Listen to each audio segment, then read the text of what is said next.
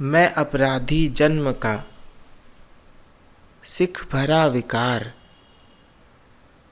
मैं अपराधी जन्म का, नख सिख भरा विकार। तुम दाता दुख भंजना, मेरी करो संहार। मैं जन्म से अपराधी हूँ, मुझ में नख से सिर तक दोष भरा हुआ है। तुम दाता भगवान हो, देने वाले हो, कष्टों को हरने वाले हो। तुम ही मुझे संभालो, मेरा कल्याण करो। कबीर कहते हैं कि मैं तो अपराधी हूँ, मेरा क्या, मैं तो पाप से ऊपर से नीचे तक डूबा हुआ हूँ। मेरा मन शरीर सिर से पांव तक मैल में लगा हुआ है। मेरी मन की चादर मैली है। मैंने अपने आप को कभी निर्दोष नहीं पाया। मैंने जाना ही नहीं कि मैं एक श्वेत हूँ, मैं साफ हूँ, मैं पवित्र हूँ, मैं स्वर्ग का अधिकारी हूँ, मैं ईश्वर तुम्हारे सामने खड़े होने कर भी लायक हूँ। मैंने नहीं देखा, क्योंकि इसीलिए मैं कहता हूँ कि मैं आपसे क्या ही मांगूँ, क्या मैं लेने लायक भी हूँ? मेरे मांगने से आप क्यों ही देंगे? इसलिए वो कहते हैं कि मेरे मांगने से पहले, मेरे मांगने के परे होकर आप ही दाता हो, देने वाले हो। खुद ही देखो, जो पात्र हो उसे दो। अगर मैं उस लायक हो गया हूँ तो मुझे दे देना, मेरी कोई आकांक्षा नहीं। आप ही भगवान हो, आप कष्ट हरने वाले हो। अब आप ही संभालो, अब आप ही देखो। मेरा प्रेम, मेरा समर्पण यही एक है जो मैं संभाल सकता हूँ, जो मैं अभी तक पवित्र जान पाया हूँ। तो जो मेरे लायक देने लायक है वो मैं आपके आगे झुकाता हूँ। आपके आगे शीश झुकाकर आपको समर्पण देता हूँ प्रभु। अब आप जानो कि आप क्या दे सकते हो। आप मुझे जिस पात्र में जानो, जो चाहो वो दो, क्योंकि देने वाले आप ही हो। अपने प्रेम की नदी से मेरे पाप का मैल धो दो प्रभु। आप अगर ऐसा जानो कि मैं उस लायक हूँ तो मुझे दे दो। ऐसा कहना चाहते हैं कबीर इस दोहे की मदद से। मैं अपराधी जन्म का, नख सिख भरा विकार। तुम दाता तुम भंजना, तुम दाता दुख भंजना, मेरी करो संहार, मेरी करो संहार। धन्यवाद। एक ये है, ये प्यारा सा एक दोहा ये भी है कि अंतर्यामी एक तुम, आत्मा के आधार। अंतर्यामी एक तुम, आत्मा के आधार। जो तुम छोड़ा हाथ तो, कौन उतारे पार, कौन उतारे पार। हे अंतर्यामी, आप ही आत्मा का आसरा हो। यदि तुम ही हाथ छोड़ दोगे तो कौन हमें संसार रूपी भवसागर से पार करेगा। हम देख सकते हैं कि हम जिंदगी में हम सब एक सहारा ढूंढ रहे हैं। हमें पता नहीं है आखिर कुछ खास कि हमारा सहारा है कौन, हमें सहारा कैसे मिलेगा। लेकिन अगर हम ध्यान से देखें कि हमारी जो स्वयं की जो शांति है हमारे भीतर की, जिस शांति में होकर अभी आप सब मुझे सुन भी पा रहे हैं, जरा सोचिए, क्या वही शांति आपका एक रूप आधार नहीं है? आप ये शांति कहाँ से आई? ये शांति बाहर नहीं, ये शांति आपकी आत्मा की शांति है। वो मौजूद है वो आप में है, वो सब कुछ है, वो परमात्मा है, वो प्रकृति है, वो आपका असली रूप है, वही आपका धर्म है, वही आपका स्वभाव है। और उसी शांति को पाने के बाद ही और उसी शांति के चश्मे से आप दुनिया की हकीकत देख सकते हैं। अगर आपने उस शांति को, जो चांद की चमक की चांदनी जैसी है, क्योंकि मन तो चांद की तरह चंचल कहा गया है, लेकिन उसकी शांति चांदनी जैसी है। उस चांदनी में एक अपूर्व सौंदर्य है। वो सौंदर्य हमारी आत्मा को प्रकाशित करता है। वो उस सौंदर्य से हम देख सकते हैं कि हमारी आत्मा प्रकाशमान हो रही है।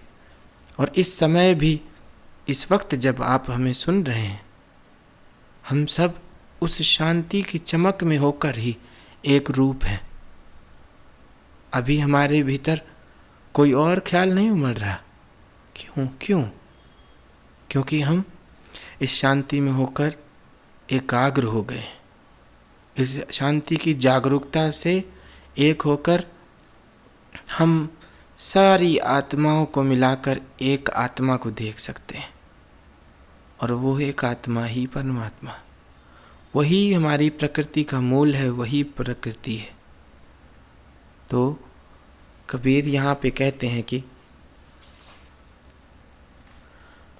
अंतर्यामी एक तुम, आप ही अंतर्यामी हो। वो जो शांति है, वो जो आत्मा है, वो ही अंतर्यामी है, वो हमारे भीतर उपस्थित है। आत्मा के आधार, वो हमारी आत्मा का आधार है। जरा सोचें कि अगर हमारे भीतर से शांति निकाल ली जाए तो क्या हम विक्षिप्त नहीं हो जाएंगे? क्या हम पागल नहीं फिरेंगे? आखिर क्या खो जाता है पागलों में? ये शांति खो जाती, ये शांति शोर बन जाती है और फिर उन्हें कहीं भी ठौर नहीं मिलता, कहीं सहारा नहीं मिलता। इसलिए इसमें कहते हैं कि जो तुम छोड़ा हाथ तो, अगर ये शांति गई कौन उतारे पार? दुनिया की सारी शक्तियाँ इकट्ठा हो जाती हैं, फिर भी एक विक्षिप्त व्यक्ति को ठीक करने का हमारे पास कोई परमानेंट, कोई लगातार का एक रूप उपाय नहीं है। अगर आप देखें, एक अशांत व्यक्ति को आप कैसे शांत कीजिएगा? क्या आपने इस पे कभी विचार किया? उसके भीतर क्या खो गया? एक परेशान व्यक्ति क्यों परेशान है? और एक व्यक्ति जो आत्महत्या करने पे उतारू हो जाता है, इस बहुमूल्य जीवन को जो हमें मिला हुआ है ताकि हम इसका कुछ सदुपयोग करके आगे बढ़ सकें, ये इसकी जीवन की जो ये ज्योति है, इसको बुझाने पर क्यों लग जाता है? अगर आप ध्यान से खोजें तो आपको इसका जवाब भी शांति ही मिलेगी। हमारे भीतर कुछ है, कोई शून्य, कोई शांति, कोई सौंदर्य, कोई एक रूपता, वो हमको सब कुछ जैसा है वैसा देखने के लिए प्रोत्साहन देती है।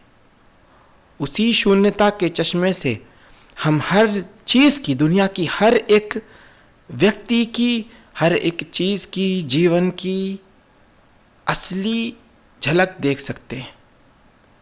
उस शांति को हासिल करना ही हमारा लक्ष्य है। उस शांति के बाद ही असली जीवन की शुरुआत होती है। और वो शांति हमें मिलती है ध्यान से। जिसने अपने भीतर ढूंढा, उसने कभी ऐसा नहीं पाया कि शांति उसे ना मिली हो। और उसे जो ये शांति मिली, वो ही उसको उसकी आत्मा मिली। हिंदुओं ने उसको पूर्णता कहा, बौद्धों ने उसको शून्यता कहा, जैनों ने उसको जिनत्व कहा, और बहुत सारे लोगों ने उसे आत्म साक्षात्कार कहा। वो शून्यता, वो शांति, वह हमारी आत्मा है, और वो हमेशा से थी, है और रहेगी। लेकिन ये सुन लेने से काम नहीं चलेगा। हम सबको जब तक कि ये शून्यता, ये आत्मा हमारा अपना अनुभव न बन जाए, जब तक कि हम इस शीतलता को खुद ही न ढूंढ लें कि ये कहाँ है, कि ये है भी कि नहीं। हमने हजारों सालों से इस शांति की चर्चा सुनी है, बहुत सुन लिया कि आत्मा है, बहुत सुन लिया कि शून्यता है, बहुत सुन लिया कि शांति है जो हमें संभालती है, बहुत सुना कि परमात्मा है। लेकिन हमें अपने आप से आज सवाल करना है कि क्या हमें उस परमात्मा का कोई अनुभव है? क्या हमें अपनी आत्मा का कुछ पता है? क्या हमने जो बाहर की शांति, बाहर के सुख से, धन से, संपदा से, यश से, रिश्तेदारों से जो प्राप्त की है, वो जो शांति, वो शून्यता, उसी को तो आप कहीं आत्मा की शून्यता नहीं समझ बैठे? अपने आप से पूछिए। और ऐसी शून्यता जो आए और भंग हो जाए, वो सनातन नहीं होगी, वो हमेशा रहने वाली नहीं होगी। अगर कोई शून्यता, कोई सहारा आपको ऐसा मिला हुआ है कि आपको लगता हो कि मैंने ढूंढ लिया, तो जरा गौर से देखिएगा कि वो शांति कहीं थोड़ी देर की तो नहीं, वो शीतलता आपकी कहीं किसी बाहरी व्यक्तित्व से, बाहरी क्रिया से नष्ट तो नहीं हो जाती। जरा गौर कीजिएगा। और अगर कोई शून्यता, कोई शांति, कोई आत्मा, कोई शीतलता आपने पा ली हो ऐसी, चाहे दुनिया का सारा शोर उसमें गिर पड़े और आपको हिलाने की कोशिश करे, आपकी शांति को भंग करने की कोशिश करे, फिर भी अगर आप पाएं कि भीड़ के शोर में भी आपकी शांति आपको खुद लगातार निरंतर शीतलता का अमृत प्रदान कर रही है, तब उसे जानिएगा कि यह सनातन शांति है। और यही आपको आपके जीवन का कल्याण करा सकेगी, यही निर्वाण दे सकेगी, यही इसी में डूबकर आप मुक्ति पा सकेंगे, जीवन का कल्याण कर सकेंगे।